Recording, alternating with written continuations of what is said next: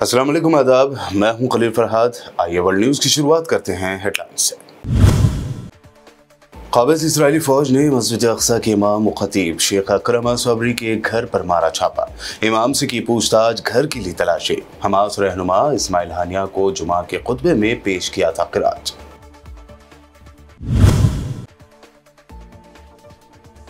Israel और Hamas के दरमियान जंगबंदी मुआहदे में पेशरफ्त। कल जुमेरात को 4 इसराइली यरगमालियों की लाशें, जबकि हफ्ते को 3 यरगमाली रिहा करेगी हमास।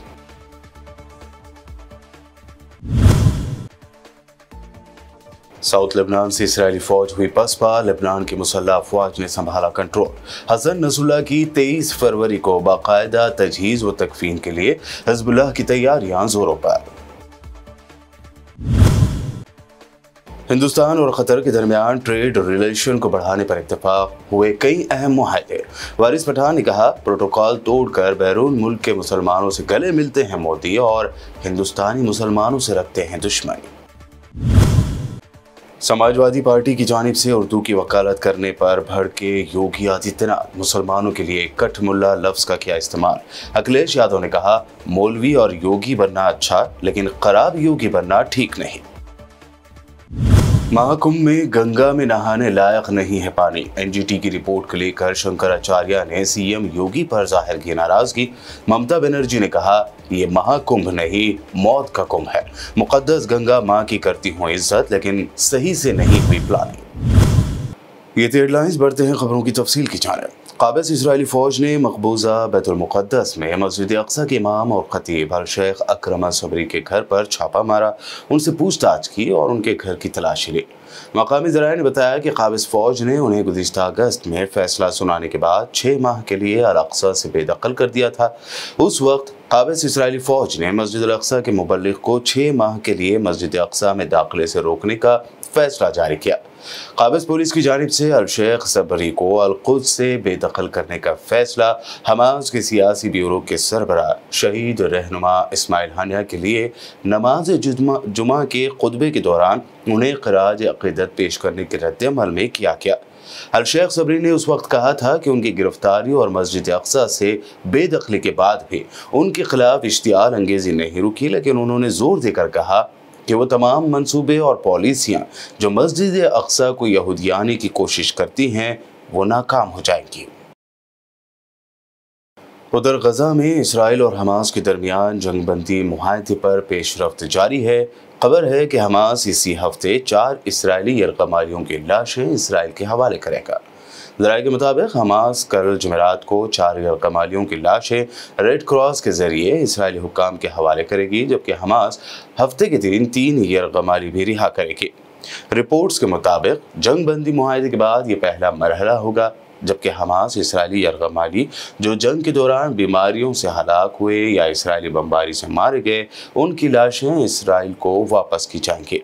इसराइली मीडिया ने दावा किया है कि हमास 27 फरवरी को भी मजीद 4 यरगमालियों की लाशें वापस करेगी और लाशों के बदले इसराइल 7 अक्टूबर के बाद से गजा में गिरफ्तार किए गए तमाम खवातीन और बच्चों को रिहा करेगा। जॉर्डन के किंग अब्दुल्ला ने कहा है कि उनका मुल्क फ़लस्तीनियों की जबरी नकल मकानी के खिलाफ है और इस मसले पर उसका मौक़िफ़ कभी तब्दील नहीं होगा। उर्दन की शाही अदालत की जानिब से जारी बयान के मुताबिक शाह अब्दुल्ला ने दारुल हुकूमत ओमान में हाशमी शाही अदालत में रिटायर्ड फ़ौजियों और जंगजुओं से यौम वफ़ादारी के मौके पर मुनक़दा प्रोग्राम में साबिक़ फ़ौजियों से मुलाकात की। शाह अब्दुल्ला ने यहाँ खिताब करते हुए कहा कि फ़लस्तीन के मसले पर उनके मुल्क का मौक़िफ़ वाज़ेह है।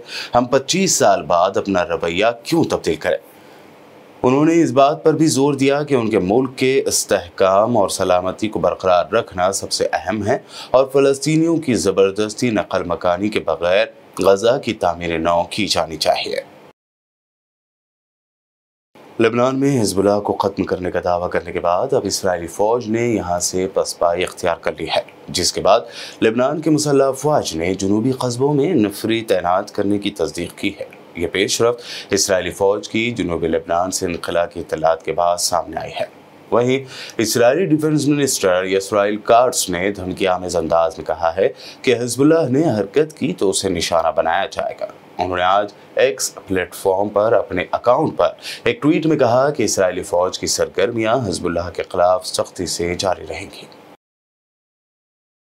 हिजबुल्लाह के मकतूल सरबराह हसन नसरुल्लाह की बाकायदा तजहीज़ व तकफीन और जनाजे के लिए 23 फरवरी बरोज़ इतवार को एयरपोर्ट में बड़े इज्तिमा की तैयारी की जा रही है। इस सिलसिले में ऐलान किया गया है कि बैरूत के इंटरनेशनल एयरपोर्ट को 4 घंटों के लिए आमदोरफ्त के लिए बंद रखा जाएगा। इस दौरान कोई जहाज़ ना ही परवाज कर सकेगा और ना ही लैंड कर सकेगा। लेबनान की सरकारी ज़राए इब्लाग के मुताबिक ये पाबंदी दिन के 12 बजे से लेकर 4 बजे तक जारी रहेगी। हसन नसरुल्लाह 27 सितंबर की इसराइल की तबाहकुन बमबारी के दौरान जाँ बहक हुए थे, जिसके बाद उनको अमानतन एक जगह पर सुपुर्द खाक कर दिया गया था और ऐलान किया गया था कि उनकी बाकायदा तजहीज़ व तकफीन बाद में की जाएगी। अमेरिका में एक मरतबा फिर मुसलमानों के दाखिले पर अमेरिकी सदर ट्रंप की जानिब से पाबंदी लगाने की खबरें गर्दिश कर रही हैं। ऐसे में अमेरिका की पार्लियामेंट में एक ऐसा बिल पेश किया गया जो सदर को मजहब की बुनियाद पर सफरी पाबंदियां यानी ट्रैवल बैन लगाने से रोक सकता है। ज़राए के मुताबिक national origin based anti discrimination for non immigrants नामी बिल कांग्रेस में अपोजिशन जमात के रुकन जोडी चू और सीनेटर क्रिस कोन्स ने जमा कराया है। बिल जमा करवाने वाले रुकन ने यह भी कहा है कि मुसलमानों पर सफरी पाबंदी तासुब और इस्लामोफोबिया पर मुबनी और हमारी कौमी तारीख पर एक बदनुमा दाग था। जोडी चू ने मजीद कहा कि सदर ट्रंप इंतखाब मुहिम में किए गए अपने वादे को पूरा करते हुए एक बार फिर से ट्रैवल बैन लगाने का इरादा रखते हैं। सीनेटर क्रिस कोन्स ने भी कहा कि ट्रंप के पहले दौरे हुकूमत में मुसलमानों पर ट्रैवल बैन के निफाज ने आलमी सतह पर अमेरिका की साख को नुकसान पहुंचाया था। रूस यूक्रेन जंगबंदी को लेकर सऊदी अरब में होने वाले मुज़ाकरात से पहले अचानक यूक्रेनी सदर ने यू टर्न लिया और रियाद का दौरा कैंसिल कर दिया। यूक्रेन के सदर ज़ेलेंस्की को मुज़ाकरात के लिए रियाद पहुंचना था। यूक्रेनी सदर ने रियाद में जंगबंदी के लिए रूस अमेरिका मुज़ाकरात को मुस्तरद करते हुए सऊदी अरब का दौरा मुलतवी कर दिया, जहां अमेरिका और रूस के वज़राए ख़ारजा आला सिफारती वफ़द के हमरा यूक्रेन जंग के खात्मे के लिए मुज़ाकरात कर रहे हैं। अनकरा में गुफ्तगू करते हुए ज़ेलेंस्की ने कहा कि रियाद मुज़ाकरात के लिए मदऊ नहीं किया गया। जंग कैसे ख़त्म की जाए ये फैसले यूक्रेन के बगैर नहीं हो सकते। बुलेटिन में वक्त हुआ है एक शॉर्ट ब्रेक का। जल्द लौटेंगे और देखेंगे मज़ीद अहम खबरें।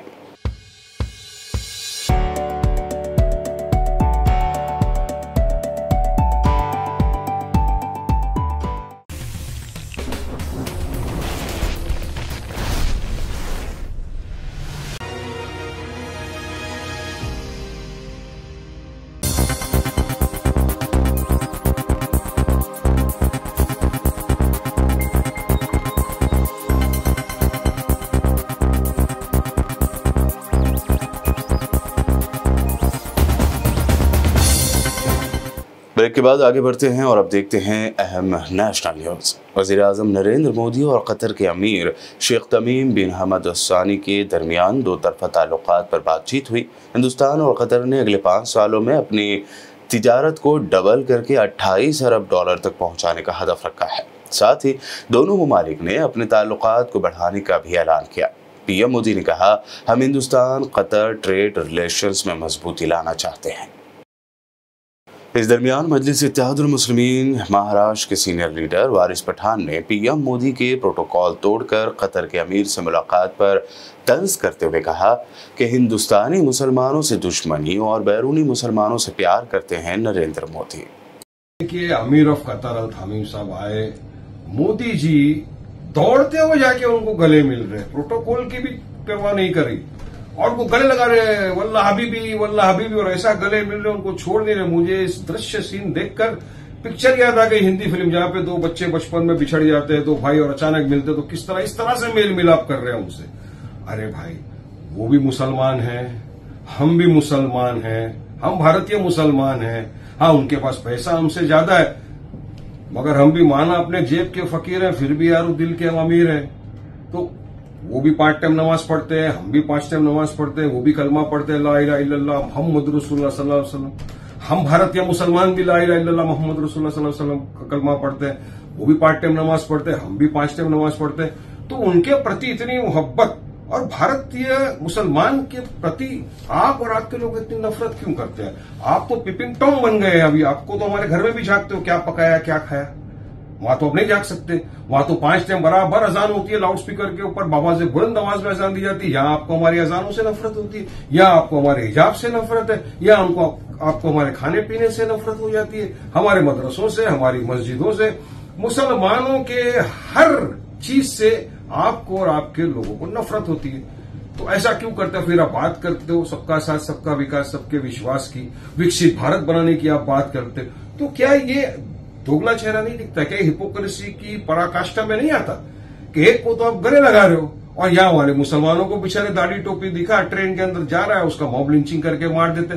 कभी गाय के नाम पे बेबुनियाद शक करके उसको मार दिया जाता है। मस्जिदों से लाउड स्पीकर आपके लोग उतार देते हैं। आपके बीजेपी के नेता आए दिन अनाप शनाप मुसलमानों के खिलाफ बकवास करते हैं, आप एक ट्वीट तक नहीं करते उनका कंडेमनेशन करने के लिए। आपके बीजेपी के नेता बोलते हैं मस्जिद में घुस के मुसलमानों को मारेंगे, आप खामोश बैठते हैं। आपके बीजेपी के लोग बोलते हैं हमारे हुजूर पाक मोहम्मद सल्लल्लाहु अलैहि वसल्लम की शान में गुस्ताखी करते हैं, एफआईआर होता है, उनको अरेस्ट नहीं किया जाता, आप खामोश रहते हैं मोदी जी।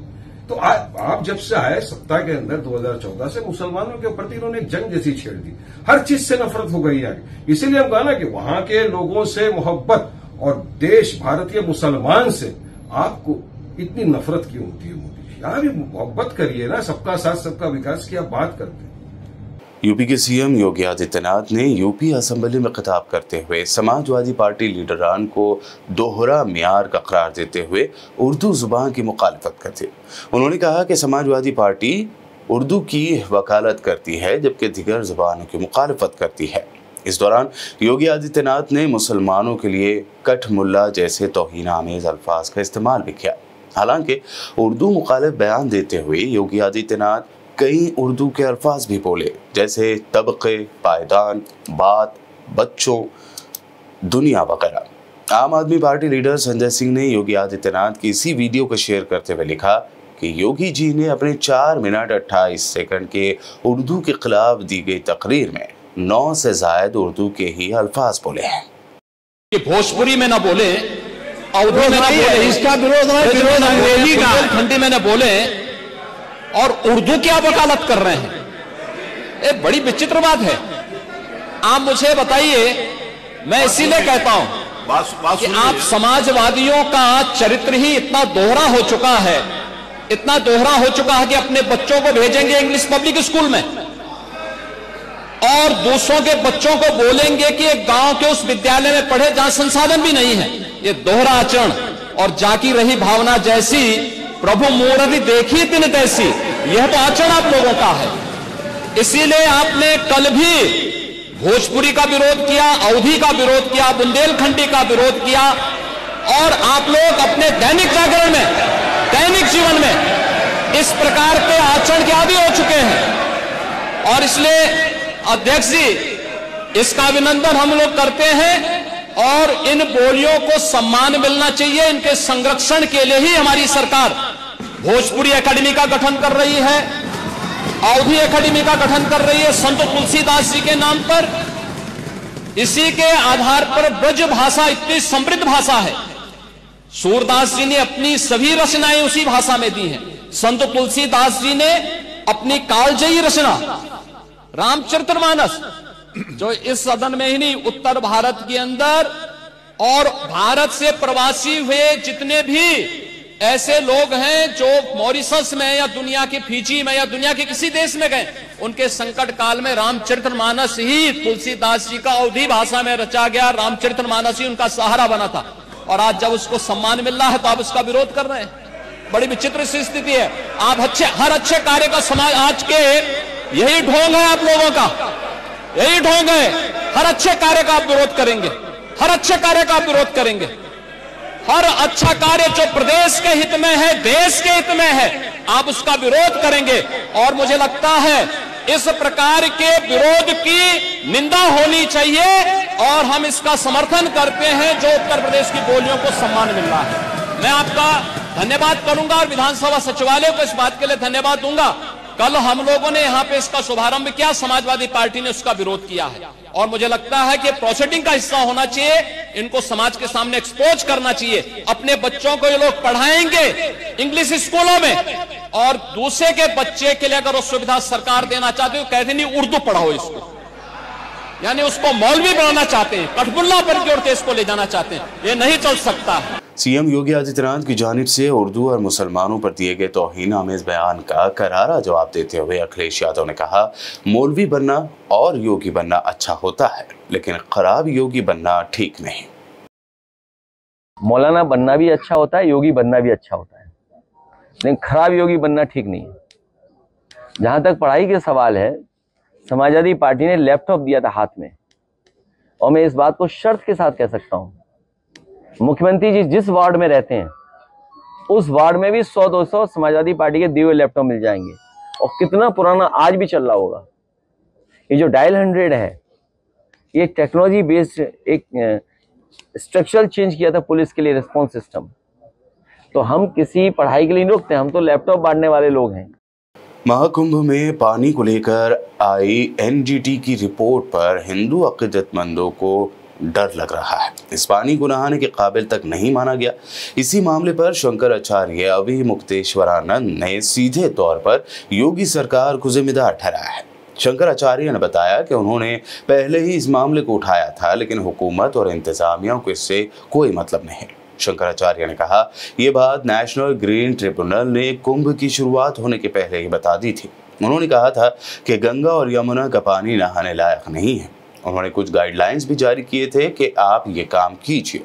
शंकराचार्य ने मजीद कहा कि हमने ऐसे वीडियोस देखे हैं जिनमें लोग सीधे वहां के पानी में टॉयलेट्स दिखा रहे हैं। वहीं उत्तर प्रदेश के प्रयागराज में जारी महाकुंभ 2025 को लेकर वेस्ट बंगाल की सीएम ममता बनर्जी ने ऐसा बयान दिया कि चारों तरफ हंगामा मच गया। उन्होंने कहा कि महाकुंभ मौत के कुंभ में बदल गया है, इनेकाद के लिए सही प्लानिंग नहीं की गई।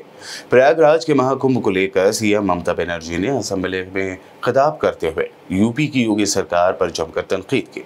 ममता ने कहा कि महाकुंभ मौत के कुंभ में बदल गया है। मैं मुकद्दस गंगा माँ की बहुत इज्जत करती हूँ, लेकिन वीवीआईपीज़ को स्पेशल सहूलत मुहैया कराई गई, लेकिन वहाँ आम लोगों को भारी परेशानियों का सामना करना पड़ा। 8 বার আগুন লেগেছে, বড় লোক আর ভিআইপিদের জন্য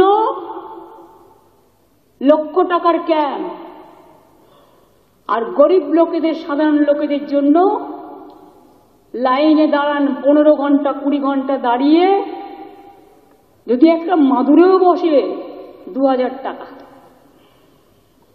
এক কাপ লাল চাও 500 থেকে 2000 টাকা।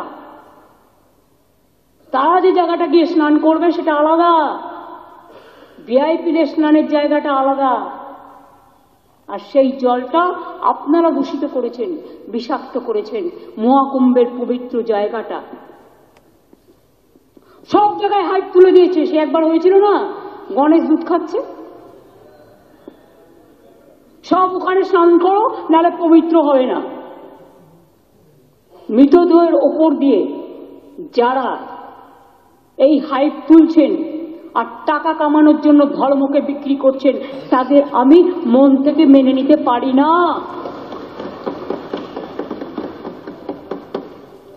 একটা বড় অনুষ্ঠানের স্ট্যাম্পেড হতেই পারে, কিন্তু তার জন্য প্ল্যানিং করতে হবে। কি প্ল্যানিং করেছিলেন আপনারা? মহাকুম্ভ শুরু হওয়ার দিন পর্যন্ত কোনো প্ল্যানিং হয়নি। ইভেন এখনো আমি দেখছি আসানসোল থেকে শুরু করে বিহারের লোক এনে ভরছেন, আসানসোলের লোক এনে ভরছেন, বিভিন্ন জায়গার লোক এনে ভরছেন, আর বলছেন চলো সব বিনা পয়সায় করে দেবো, ফ্রিতে ট্রেন দিচ্ছেন।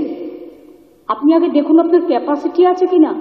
कांग्रेस तर्जुमान सुप्रिया श्रीनेते ने नए इलेक्शन कमिश्नर की तकरीरी को लेकर आज सुप्रीम कोर्ट में हो रही समाअत के सिलसिले में वजाहती बयान दिया है।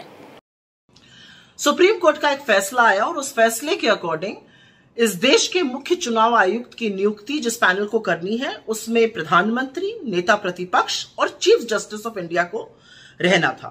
मोदी सरकार ने कानून लाकर चीफ जस्टिस ऑफ इंडिया को बाहर किया और मोदी जी के पसंदीदा मंत्री, प्रधानमंत्री के पसंदीदा मंत्री उसमें रहेंगे, प्रधानमंत्री खुद रहेंगे और नेता प्रतिपक्ष रहेंगे। इसके खिलाफ सुप्रीम कोर्ट में एक याचिका दायर हुई। सुप्रीम कोर्ट उस याचिका पर 19 तारीख को सुनवाई करने वाला था, लेकिन आनन फानन में सरकार ने समिति की बैठक बुलाई इस फैसले को करने के लिए। समिति की बैठक में राहुल गांधी जी, जो नेता प्रतिपक्ष हैं, उन्होंने मुस्तैदी से कहा कि क्योंकि सुप्रीम कोर्ट इस मामले की सुनवाई करने जा रहा है, हमें उसका इंतजार करना चाहिए और इस बैठक को लंबित कर देना चाहिए, स्थगित कर देना चाहिए। लेकिन उनके सुझाव को नरेंद्र मोदी और अमित शाह ने खारिज कर दिया और आधी रात को ज्ञानेश कुमार को इस देश का मुख्य चुनाव आयुक्त नियुक्त कर दिया गया। डिसेंट नोट नेता प्रतिपक्ष राहुल गांधी जी ने इसमें दिया था। सब जानते हैं ज्ञानेश कुमार जी अमित शाह जी के बड़े पसंदीदा नौकरशाह रहे हैं। सवाल एक है, असल में सवाल दो हैं, और सवाल यह है कि ऐसी क्या जल्दी थी? अगर सुप्रीम कोर्ट इस मामले को सुन रहा था तो उसकी सुनवाई हो जाने देते, फिर नियुक्ति करते। ऐसी क्या दिक्कत थी चीफ जस्टिस ऑफ इंडिया के रहते हुए कि उनको निकालकर मंत्री को एक डाला गया, जिससे कि फैसला 2:1 रहे, जो सरकार चाहेगी उसी की नियुक्ति होगी। और तीसरी सबसे बड़ी बात यह है कि chief justice of India CBI director की नियुक्ति वाले पैनल में रहेगा, लेकिन चीफ इलेक्शन कमीशन या इलेक्शन कमीशन के पैनल में नहीं रहेगा। यह कहां का न्याय है? जिस इलेक्शन कमीशन पर, जिस चुनाव आयोग पर, जिस मुख्य चुनाव आयुक्त पर इस देश में निष्पक्ष चुनाव कराने की जिम्मेदारी है, उसमें नहीं रहेंगे। क्यों नहीं रहेंगे भाई? इससे क्या आपको कुछ अटपटा सा, अजीब सा नहीं लगता है? मुझे तो लगता है। केरल के मल्लपुरम के अरिकोट के पास फुटबॉल मैच के फाइनल से पहले बड़ा हादसा हो गया। मैच शुरू होने से ठीक पहले हुई आतिशबाजी में कई शायकीन झुलस गए। बताया जा रहा है कि पटाखों की चपेट में आने से कम 25 लोग झुलसकर जख्मी हुए हैं, जिन्हें अस्पताल में भर्ती कराया गया। फुटबॉल ग्राउंड पर यह हादसा उस वक्त हुआ जब यूनाइटेड FC नेल्लिकोट और KMG मोर के दरमियान मैच खेला जाना था। मैच से ठीक पहले आतिशबाजी की गई। ऊपर की जानिब से छोड़ा गया पटाखा गलत डायरेक्शन में गिरा और उसकी वजह से शायकीन के दरमियान चिंगारियां गिरने लगी, जिससे वो झुलस गए।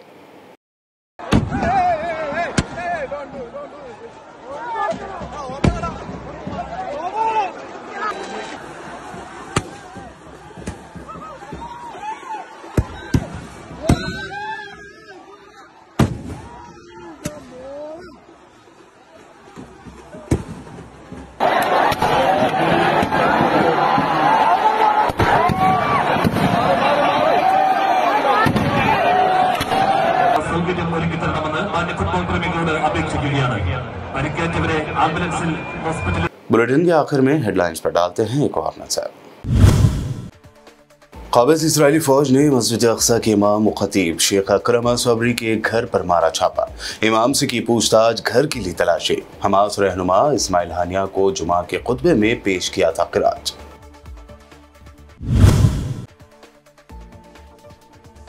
इसराइल और हमास के दरमियान जंगबंदी मुआहदे में पेशरफ्त। कल जुमेरात को 4 इसराइली यरगमालियों की लाशें, जबकि हफ्ते को 3 यरगमाली रिहा करेगी हमास।